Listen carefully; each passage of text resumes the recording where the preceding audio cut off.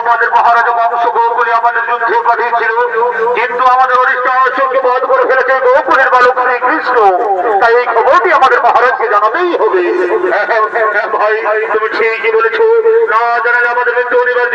তাই চলো চলো আমরা আমাদের মহারাজের আগমনের অপেক্ষা করি, আমরা আমাদের মহারাজের আগমনের অপেক্ষা করি। তাই এদিকে মথুরাধিপতি রাজা কংস ও তার মিত্র বর্মানেশ্বর মথুরা রাজসভার দিকে করিতেছে না